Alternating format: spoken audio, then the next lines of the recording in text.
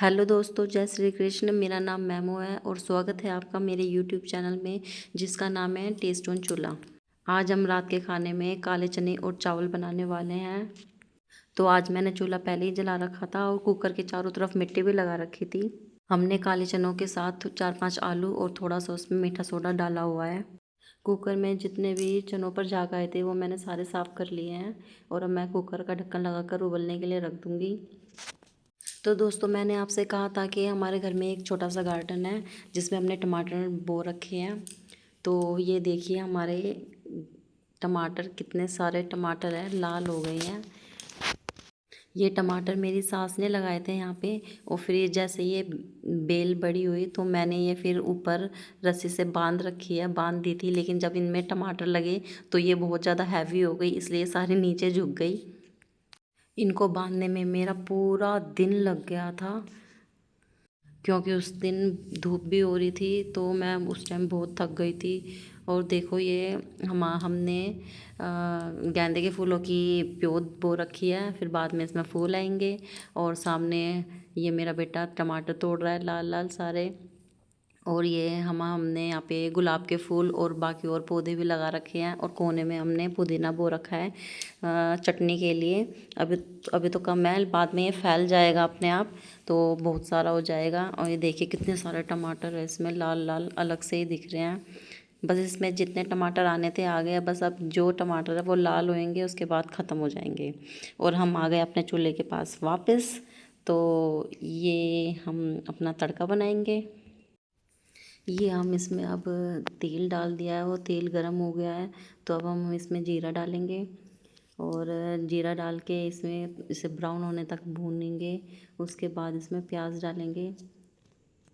प्याज को भुनने में टाइम बहुत लगता है। चूल्हे पे तो फिर भी जल्दी हो जाता है, लेकिन गैस पे तो बहुत ज़्यादा टाइम लेता है प्याज भुनने में। गैस पे जो अगर हम तड़का बनाएंगे तो जैसे जहाँ अगर उसे 15 मिनट लगेंगे तो चूल्हे पे वो 5 मिनट में हो जाता है। तो इसीलिए है ना, तड़का बनाने के लिए मुझे है ना चूल्हा बढ़िया लगता है। फटाफट फटाफट हो जाता है सारा काम। अगर आपकी प्याज भून नहीं रही और आपको जल्दी भूननी है तो उसमें नमक डाल दो, फिर वो फटाफट फटाफट भुन जाती है, क्योंकि नमक सब्ज़ी के अंदर से सारा पानी बाहर निकाल देता है। तो इसलिए मैंने भी बाद में थोड़ा नमक डाल दिया कि थोड़ा जल्दी से ही हो जाए काम। और साथ में चूल्हा भी सेट करना पड़ रहा था क्योंकि आग कम हो रही थी तो फिर लेट होता है। मैं हमेशा कोशिश करती हूँ कि मुझे वॉइस ओवर ना करना पड़े, लाइव वीडियो बनाऊँ, लेकिन हमारे बच्चे इतने शरारती हैं, वो बनाने ही नहीं देते। अगर उन्हें पता चलता है कि हाँ मैमो काम कर रही है तो फिर अपना जानबूझ के वो अजीब अजीब सी आवाज़ें निकालते हैं और बहुत परेशान करते हैं। या फिर कुछ ऐसा काम करते हैं कि हमें उन पे चिल्लाना पड़ जाता है या मेरी बहन को चिल्लाना पड़ जाता है, तो बैकग्राउंड में फिर बहुत आवाज़ आती है। कुछ यहाँ हरियाणा में खुला माहौल है, कोई भी आराम से नहीं बोलता, सब बात भी है ना चिल्ला चिल्ला कर करते हैं। शादी से पहले हम इतनी तेज़ आवाज़ में बात नहीं करते थे, लेकिन जब से शादी हुई है और यहाँ आए हैं तब से हमें ज़ोर से बोलने की आदत पड़ गई है। मतलब कोई डर ही नहीं है कि कोई हमारी बात सुन रहा है नहीं सुन रहा है। यहाँ सभी लोग ऐसे ही बात करते हैं ज़ोर ज़ोर से। कई बार तो ऐसा लगता है जैसे वो आपस में लड़ रहे हो, लेकिन होता वैसा बिल्कुल भी नहीं है। वो नॉर्मल बात होती है वो उनकी। मतलब यहाँ के लोग आराम से बोल नहीं सकते, वो चुप रह ही नहीं सकते, उन्हें ज़ोर ज़ोर के बोलना है। मेरे हस्बैंड भी बहुत बात नहीं है, वो भी ऐसे ही बोलते हैं, वो चुप ही नहीं रह सकते, बहुत बोलते हैं वो भी। उनकी आवाज़ तो ऐसी है, वो अगर सामने खेतों में होंगे तो घर तक उनकी आवाज़ आती है कि हाँ भाई वो वहाँ खेत में हैं।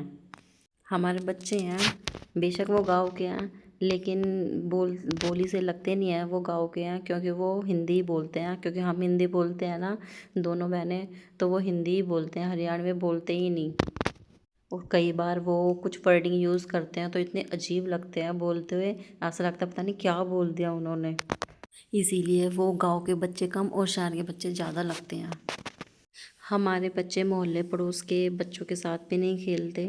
सारे भाई बहन मिलकर अपने घर में या खेतों में चले जाते हैं और घरों के पीछे खुद ही खेलते हैं। ये किसी के घर भी नहीं जाते, इसीलिए। क्योंकि जो आजकल के बच्चे हैं वो गालियाँ वगैरह बहुत देते हैं, तो इसीलिए उन सब से हम उन्हें दूर ही रखते हैं।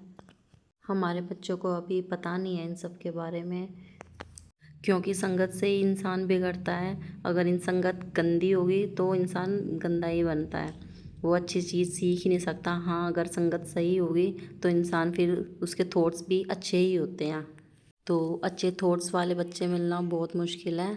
आजकल तो सब है ना ऑनलाइन गेम्स के चक्करों में पड़े रहते हैं, इसीलिए हम दूर ही रखते हैं हमारे बच्चे, क्योंकि फ़ोन वगैरह इतने चलाते नहीं हैं, गेम्स वगैरह नहीं खेलते। वो फ़ोन देखते हैं लेकिन वो हमारे साथ देखते हैं फ़ोन। ये नहीं कि उनको फ़ोन दे दिया और फिर वो आराम से कई घंटों के लिए अपना गेम्स वगैरह चल रही है या रील्स स्क्रॉल कर रहे हैं, ऐसा कुछ नहीं है। हम यही चाहते हैं कि हमारे बच्चे जितना हो सके फ़ोन से दूर ही रहे, क्योंकि फ़ोन भी एक ऐसा दोस्त है या फिर कहो कि ऐसा नाग है कि एक बार जिसने डस लिया उसमें जहर फैलना ही फैलना है, उसको बिगड़ना ही बिगड़ना है, उसकी ज़िंदगी ख़राब होनी ही होनी है। इसलिए हम जितना हो सके बच्चों को फ़ोन से या ऑनलाइन गेम वगैरह से दूर ही रखते हैं। आजकल गर्मी इतनी हो रही है कि मन करता है रोज़ चावल ही बनाए, रोटी बनाने का मन ही नहीं करता और खाने का भी नहीं करता। बस मन करता है कि रोज़ चावल ही बनाए। वैसे हमारे चावल खाने से किसी को कोई प्रॉब्लम नहीं है। ये तो कहते ही हैं कि रात को मतलब दलिया या चावल बनाओ, हल्का खाना होता है, क्योंकि रात को सोना होता है, कुछ वो लेट ही खाना खाते हैं इसीलिए। तो इस टाइम हमारी सब्ज़ी भी बन चुकी है और इसमें हमने हरा धनिया डाल दिया है और थोड़ा सा हमने गरम मसाला डाल दिया। वैसे तो हम गरम मसाला हम ज़्यादा डेली में यूज़ नहीं करते, लेकिन कोई स्पेशल सब्ज़ी होती है ना, फिर हाँ थोड़ा सा ज़रूर डाल देते हैं फ्लेवर के लिए।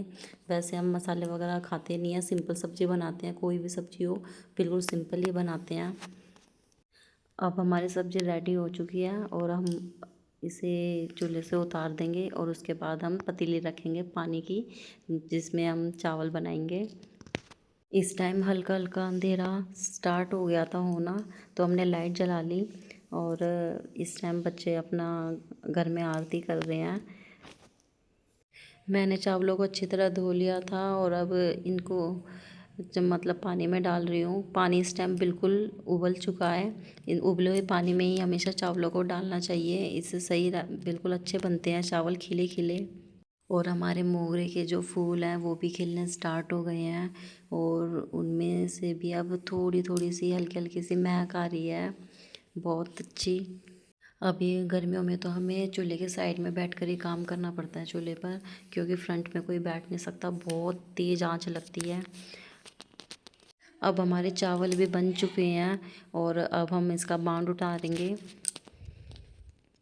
मांड उतारने के बाद फिर बच्चे नारायण भगवान की थाली तैयार करेंगे भोग लगाने के लिए। नारायण भगवान का भोग लगा के फिर सब मिलकर खाना खाएंगे। अगर आपको मेरी वीडियो अच्छी लगती है तो वीडियो को लाइक ज़रूर करें और कमेंट में अपनी राय ज़रूर दें और मेरी वीडियो को शेयर ज़रूर करें और मेरे चैनल को सब्सक्राइब ज़रूर करें। सबको मेरी राम राम।